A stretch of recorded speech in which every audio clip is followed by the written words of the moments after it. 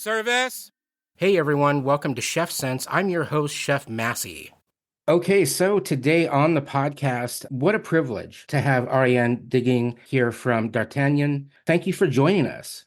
No, thank you. Thank you, James. Having you on Chef Sense, you're such a pillar in our country. And, coming in 1985 and just harnessing and being a huge part of that change, I'm excited for you to share that with all of us. All right. I'm blushing, first of all.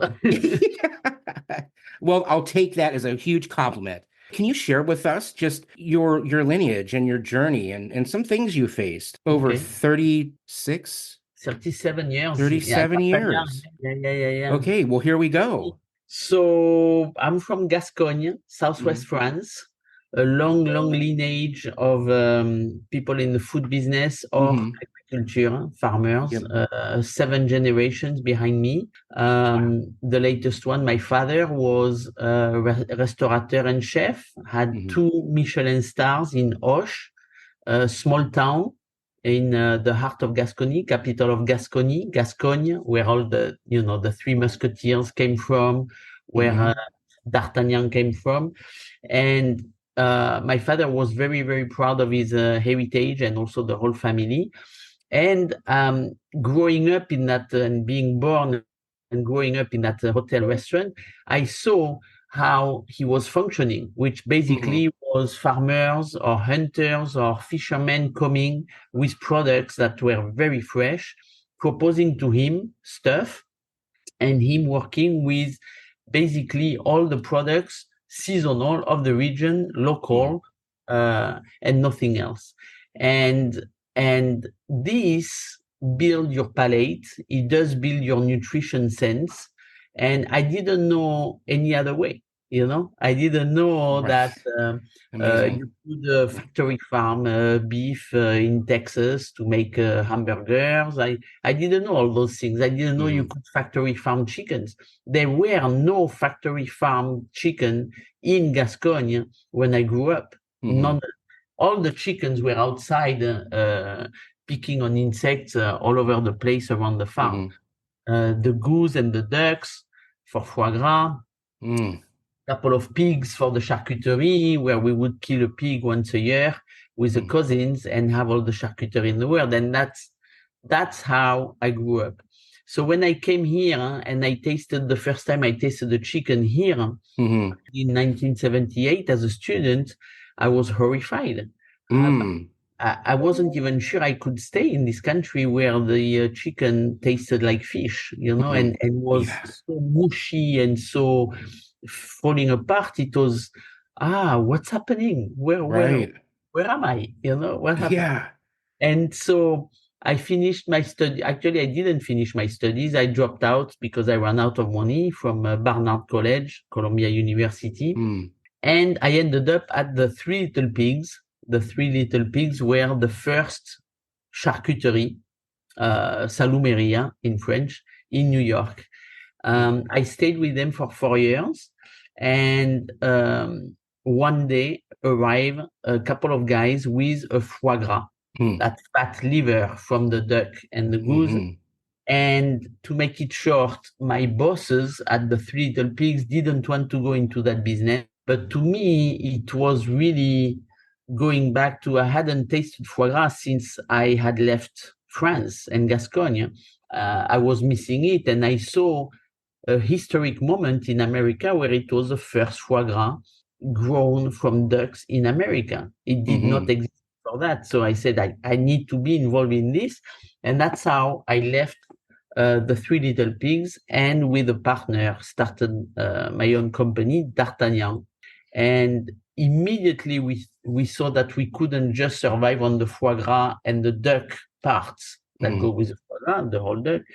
That was not enough to make a company. So we immediately went to source good chicken from Amish farmers who were raising them the right way, and quail and rabbit and venison and bison.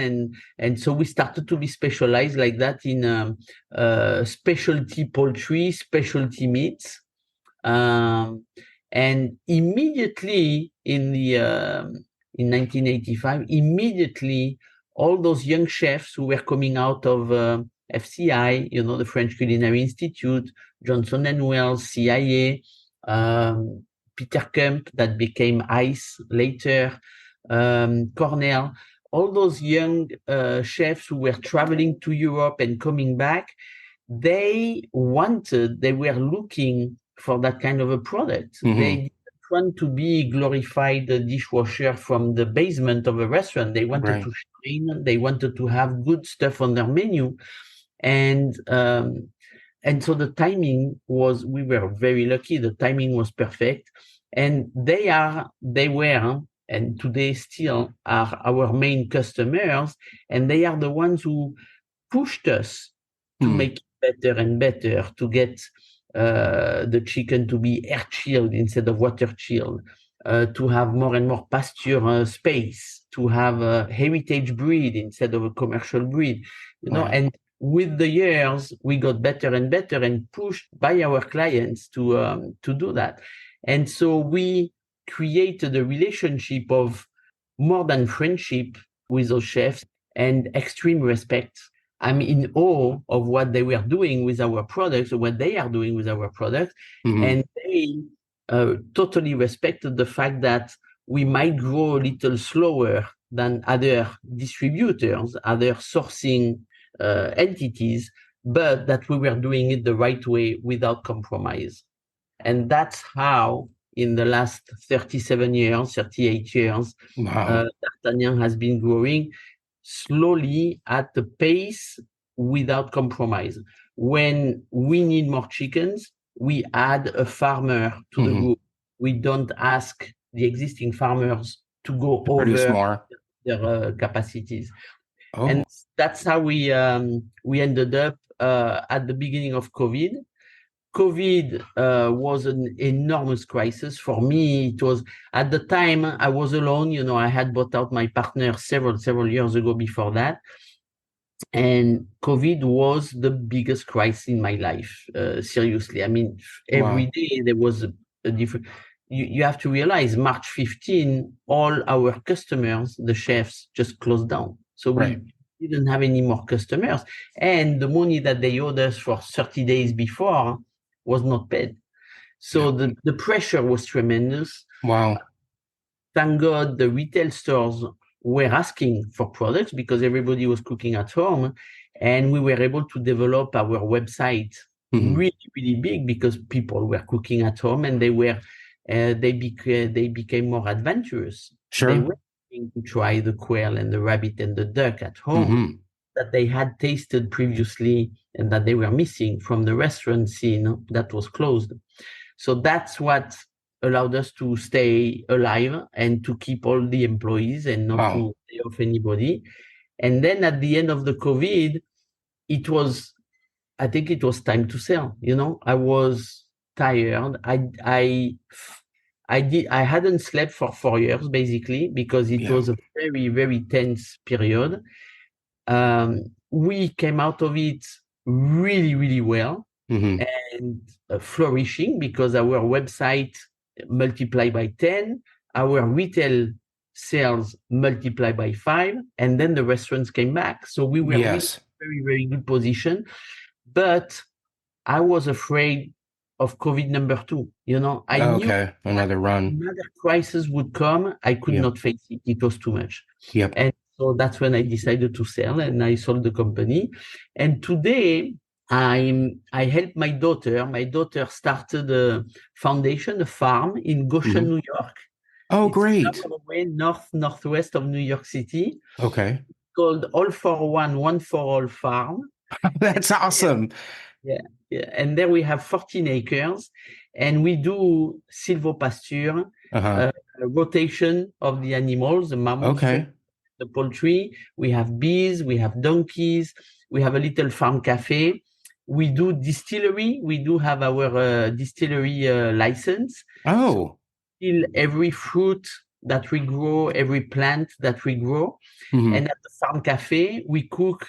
It's very egg-based because we have a lot of very, very good eggs from our chickens, but also salads and soups and sandwiches, little crème caramel.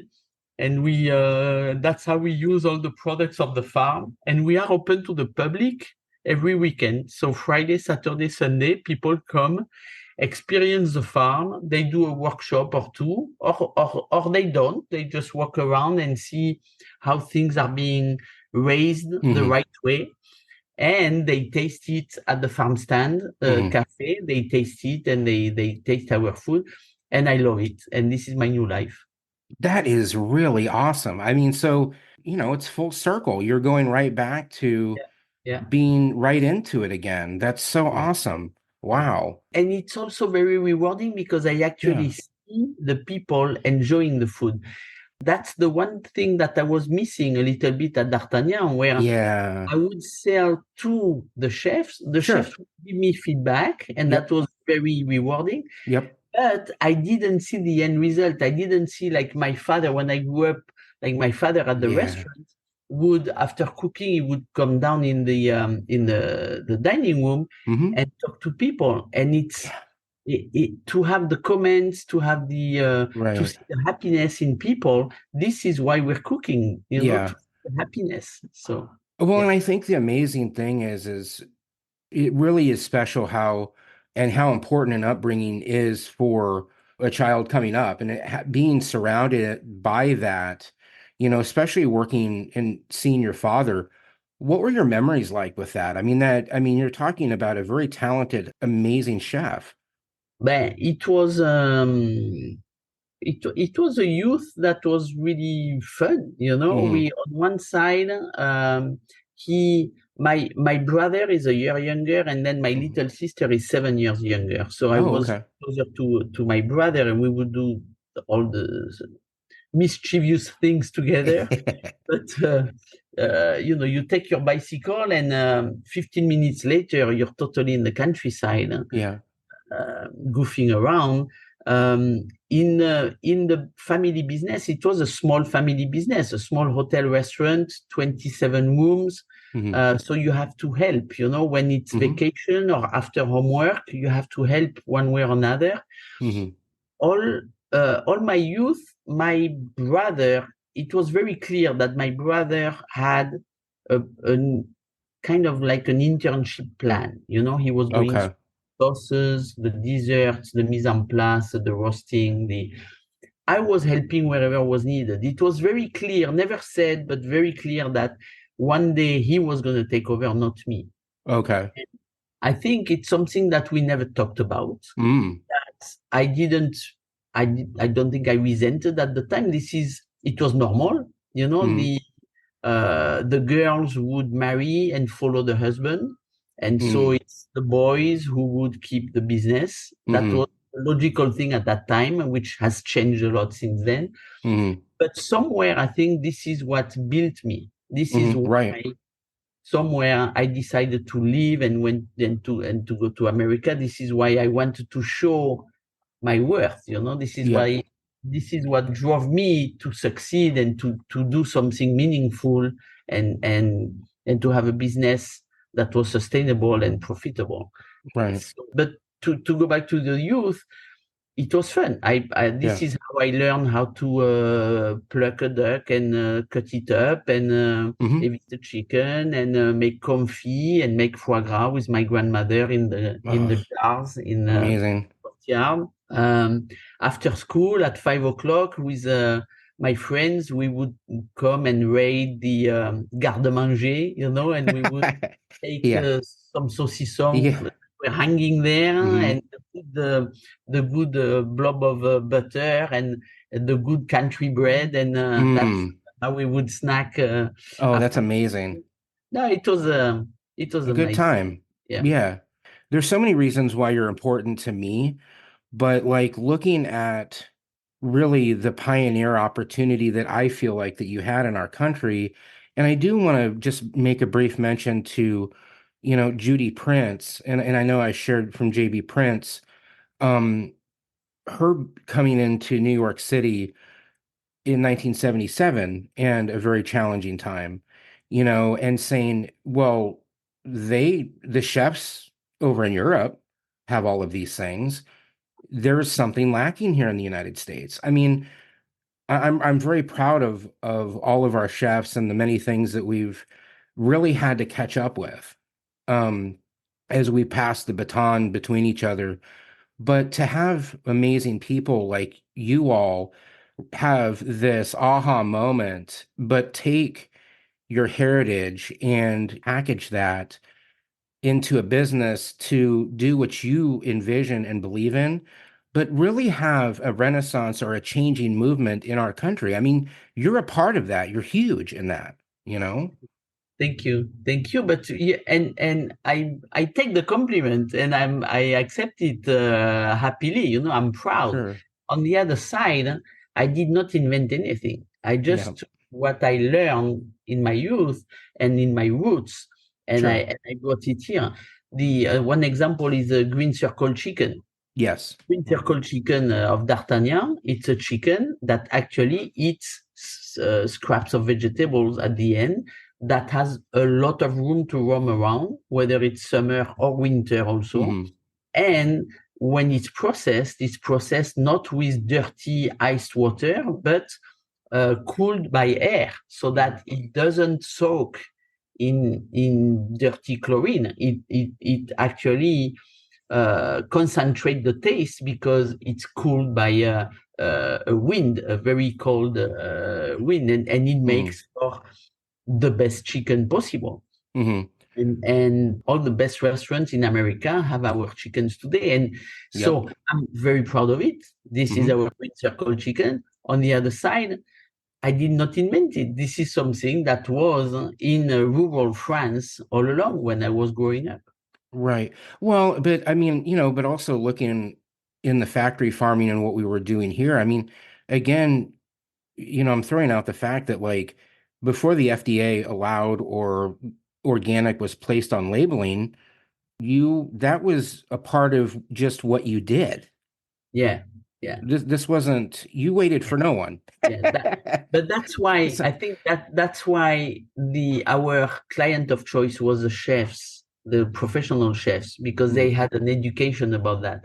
yep, In retail, it was much more difficult sure. because we ended up with a chicken that was 25-30% more expensive than the next chicken, Right. and no way on the label to be able to explain why that chicken was more expensive than the other. So for a professional chef, when they look at my chicken, they don't Hmm. they taste it, of course, but they don't even have to taste it to understand it's a better chicken just by Hmm. the look of it, the Oh, morpho, absolutely. the dryness, etc. But in a retail store with clients who have not been educated that way and who are very price conscious, it was a big challenge. So retail came much later, Hmm. and actually COVID helped on the retail. Well, and that was huge too, because a lot of our local farms here got a very, very hard shot in the arm, a boost, because people were at home and, yes, there were people that probably had income was different than when they were working. I don't want to, I mean, expendable income, but just like they were able to investigate and educate themselves on even like this birth of sourdough bread, like people doing that at home, probably for the first time since maybe even the founding of the country, because it wasn't, there wasn't a lot of bread then either. But like there's this whole process where, the local farms took off. And I think that's really says a lot too as an entrepreneur. It's like you see it, it's like let's move into the retail or, the e-commerce situation because we've got to keep moving, Mm. and as you went along with developing your company, were there any like I know you mentioned your challenges of COVID, but being a lady entrepreneur and stepping into this, did you find, being in a higher male dominated industry that there was any bumps or roadblocks for you or any struggles of the other sort? I'm, I can't really say that, Yeah. You have to realize, one, I have this very strong French accent that I could never get rid of. Mhm. And so, for some reason, in America, when you have a French accent, you have that prejudice that comes with it, which you probably know better about food than the person who doesn't have your accent. So I was advantaged by that. That was really.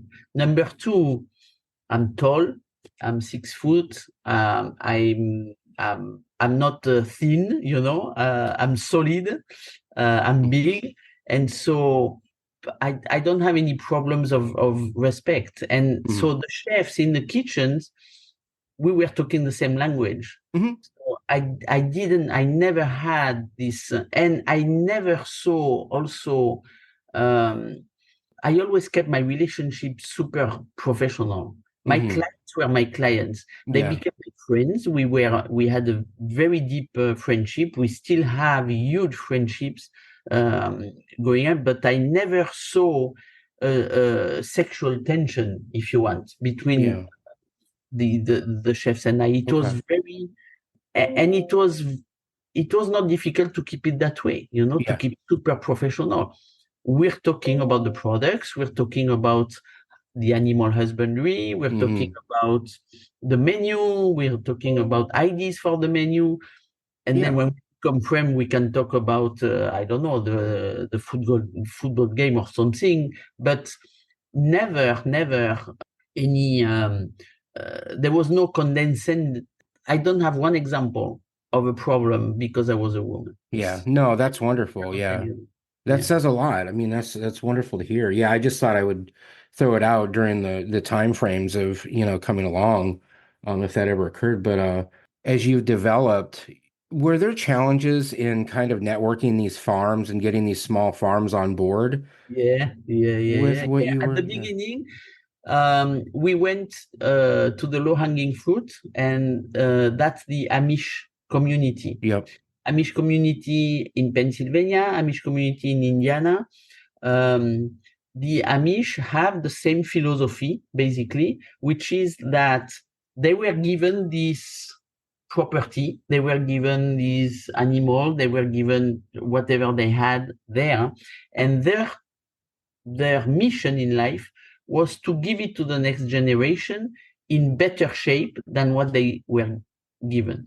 And so because of that, we do have the same philosophy of respecting the animals and raising them without stress and the right way, basically. No medication, no stress, plenty of space, respect for the animals. And so because of that, it was not that difficult to convince them because they were already doing it for themselves. Okay. That animal husbandry. Other species, it was more difficult, to convince the first rancher to do only grass-fed and no hormones and no antibiotics. Right. That was much more difficult. We grew little by little. It was easier with poultry and game birds first, and game meats. And then finally we went into meat when we had enough of a span and a volume potential to interest people like that. So it was by stage. But at the beginning, yes, farmers were looking at us like crazy. I remember in North Carolina, the quail farmer, Bill Odom, when I went to see him, first of all, he invited me to lunch in a place where it was dry county. So when I asked for a glass of wine, everybody looked at me like, "Ooh." And then when I said, "Okay, I would like your quail. They look like nice quail, but I want them fresh. I don't want them frozen." Because at the time he was selling them just frozen to people. And so he had to change his whole process in the house so that I could get them fresh and the freshest possible. And you do need to establish serious loyalty ties and partnership before you can have something like that, because they didn't know us. We were just starting.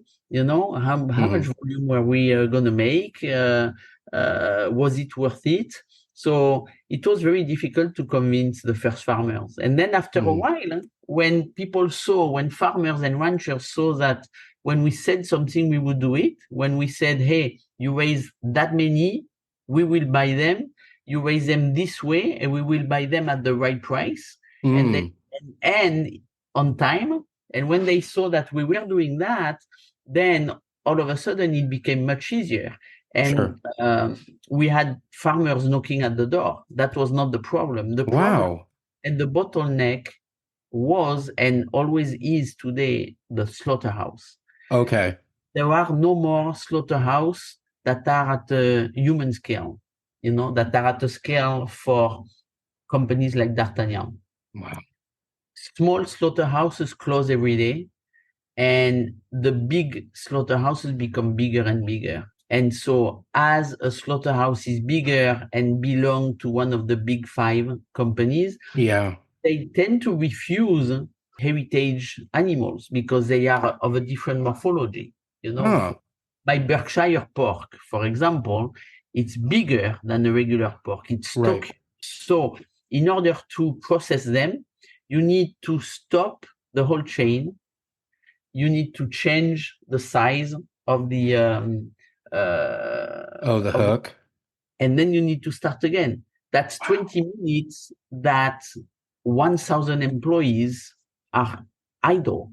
Right. That's a lot of money. And so it becomes more and more difficult to find places to process animals because Mhm. and I think people are starting to realize, the USDA is starting to realize, the universities that have agricultural departments are starting to realize that this is bad for the community and the safety of food. Because when you have something like a COVID in a huge place like that, you have COVID, you close, and then you cannot feed people anymore. You know, Right. so it's very important to encourage middle size and small slaughterhouses to come back. And we've been working closely with Farms Bureau from the Mhm. USDA and with places like Cornell to Mhm. redevelop that kind of a slaughterhouse or even mobile slaughterhouse that can go to Wow. small guys and kill in the fields. Yeah, yeah. Wow. Okay. Interesting. Well, and the other thing is too, you've dealt with poultry and charcuterie and mushrooms, and now where D'Artagnan has gone into to seafood, right? So that's after me. That's Is after it? I sold the company. Oh, Yeah, I sold okay. the company to Fortune. Okay. Fortune is it's a company that has been doing in fish what D'Artagnan has been doing in meat, and Hmm. so we complete each other very well. And so Fortune is now at the end of being able to integrate the two Okay. companies and to start having fish and seafood Okay. that are of the same caliber than our meats. Yeah. Okay. Oh, very nice. Okay. Wow. Any chefs, over your time that, inspired you or you developed a relationship or any memories with that? Man, they Oh, helped us a lot. They helped us a lot. So you had the yeah. whole French community, Yep. Jean-Louis Paladin, Michel Richard, those Yeah. guys. But then you had the younger ones who are now the seniors, like Hmm. Daniel, Jean-Georges, Eric Ripert. Yeah. Uh, and then you had the first Americans, David Yeah. Burke, Charlie Palmer. You had Julia Child, who helped us a lot. She took I me was by going the to ask hand you. and introduced me to everybody. She was great. Wow. Oh yeah, oh yeah. How was that working with her? She was a bigger than life. I mean, Yeah. she goes into a room. First of all, she was even taller than me and bigger than me. But Hmm. she would go in the room and the room would go silent. She had Hmm. this charisma, and she was extremely respected by chefs. So when I would go to Boston, for example, Hmm. or Los Angeles, and she was there, she would introduce me to people, and immediately the door was opening for me Wow. because it was really something, to be introduced by Julia Child. That meant something. Wow, that's Yeah. so great. And again, that's where I think with your legacy of D'Artagnan, you've touched, so many people in our industry. So, thank you for all of that hard work. As you have transitioned, I mean, and looking back on that, any advice, like entrepreneurial advice you would give somebody today just starting their own thing or looking into the industry? Any thoughts? So I think today we have a planet that is in bad health. Mm. If you do start a business, please be conscious of that and try to do your small part. I'm more and more flabbergasted, I don't know, but every time I go and see a menu where in the middle of the winter you have something strawberry with fresh strawberries, or Yes. you have the burrata with a fresh tomato.